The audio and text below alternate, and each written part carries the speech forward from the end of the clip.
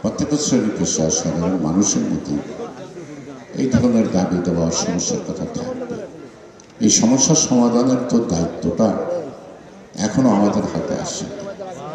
এই দায়িত্বটা যেদিন আমরা পাব, আর এই দায়িত্বটা পাইতে হলে যে জিনিসটা দরকার 17 বছরের যে সংগ্রাম, সেটা একটা সুষ্ঠু অবাধ নির্বাচন, জনগণ তার পছন্দের লোককে প্রতিনিধি করবে, যে তার মধ্যে দিয়ে যখন সরকার ব্যবস্থা গ্রহণ হবে, সেই সরকারের পক্ষেই সম্ভব হবে আজকে বিরাজমান সকল ধরনের সমস্যা উত্তরণের পথ খুঁজে পাওয়া এবং বাস্তবতার দিকে এগিয়ে যাওয়া। এটা উত্তর না।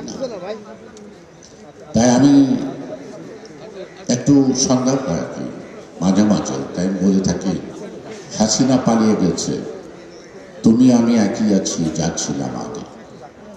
আমার কাছে তাই মনে হয়। এখনো কোর্ট কাছারিতে যাই, এখনো হাজিরা দিই, সব কিছু করি, কিন্তু সেখান থেকে আমরা পরিত্রাণ পাই না। আর যাদের কাছে যেটা আশা করছি, তাদের দিকে তাকালে মনে হয় সেই বহুত পুরানা দিনের রোমান্টিক গান, যে এই পথ যদি না শেষ হতো কেমন হতো বলতো। তাই আমার মাঝে মাঝে মনে হয় প্রধান উপদেষ্টাকে জিজ্ঞেস করতে, আপনাদের এই পথটা যদি শেষ না হতো কেমন হতো, কেমন হবে আপনি বলুন। আমরা এই পথের সমাপ্তি চাই, আমরা একটা সুষ্ঠু অবাধ নির্বাচন চাই। আমাদের আন্দোলন চলমান, আমাদের নেতা প্রায় বলে থাকেন, আপনাদেরকে উপদেশ দিয়ে থাকেন, আন্দোলন চলমান। আন্দোলন সবসময় হরতালের মধ্যে সীমাবদ্ধ থাকে না, সবসময় বিক্ষোভের মধ্যেই আন্দোলন সীমাবদ্ধ থাকে না।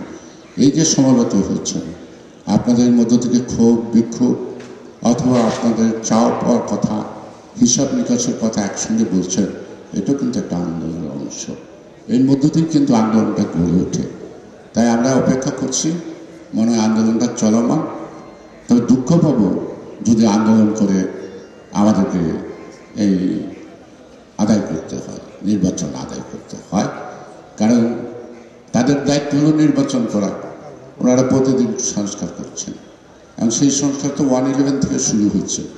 এই সংস্কার যদি সেই 111 কুসংস্কারের বেড়াজালে আটকে থাকে, তাহলে তো সেই বেড়াজাল ছিঁড়ে ফেলে গণতন্ত্রের পথে আসার জন্য আমাদেরকে রাস্তায় নামতেই হবে।